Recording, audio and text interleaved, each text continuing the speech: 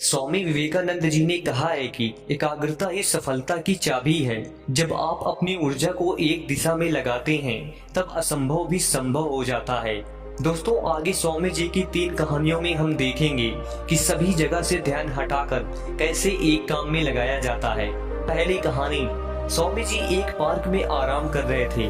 वहाँ उन्होंने एक लड़के को देखा जो एक खाली पेज पर कठिन श्लोक लिखने की कोशिश कर रहा था, लेकिन गलतियों के कारण बार बार पेज फाड़ रहा था और हर बार नए पेज से शुरू कर रहा था। कुछ समय बाद लड़के का ध्यान स्वामी जी पर गया तो लड़का तुरंत उनके पास गया और प्रणाम करते हुए कहा, स्वामी जी, मैं पिछले 3 घंटे से इस श्लोक को सही से लिखने की कोशिश कर रहा हूँ, लेकिन हर बार कोई ना कोई गलती हो जाती जिससे मुझे शुरू से शुरुआत करनी पड़ती।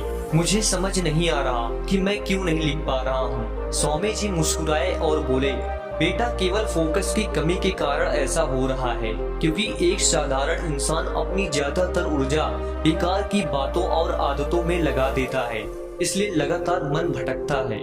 ध्यान से काम करने का मतलब अपनी पूरी ऊर्जा को एक जगह पर लगा देना, और जब बार बार तुम ऐसा करोगे तो मन इसके लिए तैयार हो जाएगा और फिर गलती नहीं दोहराएगा।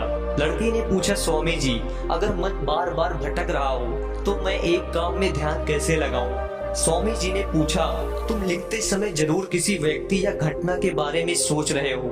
लड़के ने कहा, हाँ गुरुजी, आज छुट्टी के दिन सबको बाहर खेलने का समय मिलता है, लेकिन मुझे ये काम पूरा करना है। शायद इसलिए मैं ठीक से फोकस नहीं कर पा रहा। स्वामी जी ने कहा, ठीक है, अब इन सरल तरीकों को समझो, फिर तुम अपने काम को मन लगाकर कर सकोगे। लगातार गहरी सांसें लो। स्वामी जी ने कहा, जब भी तुम्हारा मन भटके तो 5 गहरी सांसें लो और अपना ध्यान काम खेल दोनों से हटाकर अपनी सांसों पर लेकर आओ। जितना तुम अपनी सांसों को देखोगे उतना ही तुम्हारा मन शांत होने लगेगा। काम को महसूस करो। जब तुम लिख रहे हो तब सब कुछ बारीकी से महसूस करो, जैसे पेन तुम्हारे हाथ को छू रही हो, और लिखते समय जो आवाज हो रही है उसे भी ध्यान से सुनो। जब तुम सभी चीजों पर बारीकी से गौर करोगे तो ध्यान भटकना कम हो जाएगा और तुम्हारा मन और शरीर केवल एक काम में लगा रहेगा। तुम्हारा ध्यान काम पर इतना केंद्रित हो जाएगा कि तुम्हें समय का पता भी नहीं चलेगा। जब लड़के ने स्वामी जी की यह बात मानी और गहरी सांस लेते हुए फिर लिखना शुरू किया तो उसने पाया कि अब उसकी गलतियां कम हो रही हैं और उसका काम भी जल्दी पूरा हो गया। उसने स्वामी जी को धन्यवाद कहा। इस पर स्वामी जी ने मुस्कुराते हुए कहा, याद रखो, जब मन और इंद्रियां एक काम में लग जाती हैं तो ध्यान गहरा हो जाता है और यही सच्ची सफलता है। दूसरी कहानी, एक दिन एक युवक स्वामी विवेकानंद जी के पास पहुंचा। युवक के चेहरे पर परेशानी और हताशा साफ झलक रही थी। उसने स्वामी जी से कहा कि स्वामी जी, मैं बहुत समय से परीक्षा की तैयारी कर रहा हूँ। कई बार कोशिश की लेकिन हर बार असफल हो जाता हूँ। मुझे समझ नहीं आ रहा कि मुझसे कहाँ गलती हो रही है। स्वामी जी ने उसकी बात ध्यान से सुनी, फिर पूछा, क्या तुम सच में परीक्षा पास करना चाहते हो? युवक ने कहा, हाँ स्वामी जी, मैं बहुत मेहनत करने के लिए तैयार हूँ, बस मुझे ये बता दीजिए कि मुझे क्या करना होगा। स्वामी जी ने उसे अपने साथ एक खाली जगह पर ले गए जहाँ एक पुरानी मोमबत्ती और माचिस रखी थी। उन्होंने युवक को एक मोमबत्ती दी और कहा, इस मोमबत्ती को जलाकर यहाँ से थोड़ी दूर पर खड़े उस पेड़ तक ले जाओ, लेकिन ध्यान रहे कि मोमबत्ती बुझनी नहीं चाहिए। स्वामी जी यह कहकर वहाँ से चले गए। युवक ने माचिस से मोमबत्ती जलाई और धीरे धीरे मोमबत्ती को लेकर पेड़ की ओर बढ़ने लगा। रास्ते में हल्की सी हवा चली जिससे मोमबत्ती की लौ हिलने लगी। युवक ने उसे बचाने की पूरी कोशिश की, लेकिन मोमबत्ती बुझ गई। युवक वापस आया, मोमबत्ती फिर से जलाई और फिर से चल पड़ा। युवक ने यह प्रक्रिया कई बार दोहराई, लेकिन हर बार हवा का हल्का झोंका मोमबत्ती की लौ को बुझा देता। आखिर में थका हुआ युवक हाथ में बुझी हुई मोमबत्ती लेकर वापस चला आया और निराश होकर बोला, स्वामी जी, मैं इससे भी असफल रहा। स्वामी जी ने युवक से मुस्कुराते हुए कहा, क्यों? तुम्हें बस मोमबत्ती जलाकर थोड़ी दूर ही तो चलना था। युवक ने धीरे से कहा, स्वामी जी, मैंने कोशिश तो की, लेकिन हवा के कारण लौ बार बार बुझ जाती। स्वामी जी ने कहा, यही तो तुम्हें समझना है कि तुम्हारा मन भी इस मोमबत्ती की लौ की तरह है। और चारों तरफ की हवा ध्यान भटकाने वाली आदत है। जब तक तुम इन आदतों को वश में नहीं करोगे तब तक ध्यान की लौ बुझती रहेगी। ऐसे ही जब तक तुम अपने लक्ष्य पर पूरी तरह ध्यान केंद्रित नहीं होगे तब तक तुम अपनी मंजिल तक नहीं पहुंच पाओगे।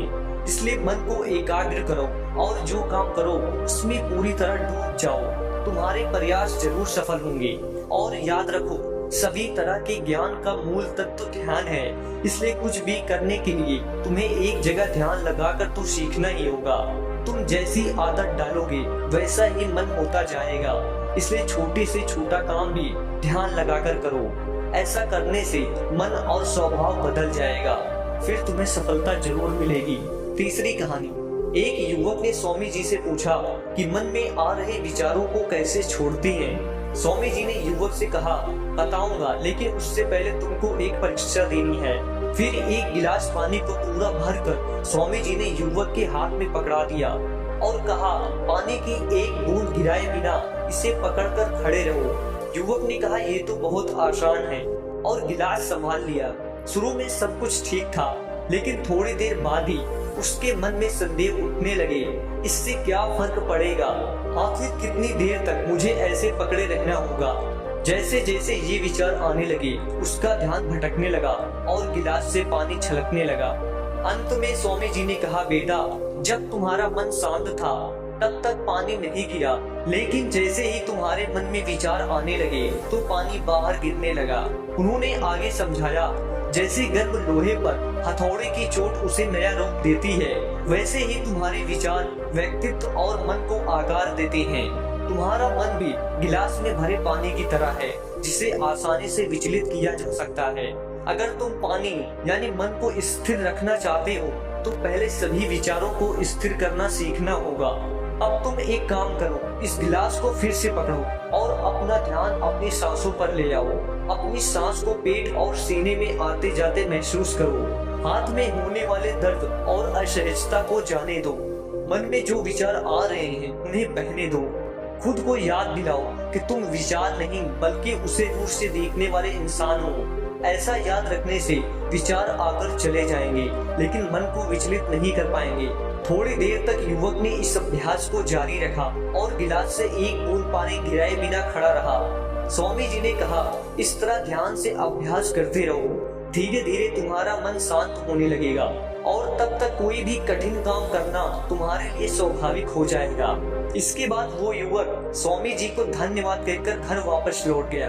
दोस्तों, अगर इस कहानी ने आपके किसी भी उलझन को सुलझाया है तो कमेंट में जरूर बताएं और वीडियो को लाइक करके एक ऐसे दोस्त को शेयर करें जिसके जीवन में ये वीडियो काम आए, और साथ ही हमारे चैनल को सब्सक्राइब करें।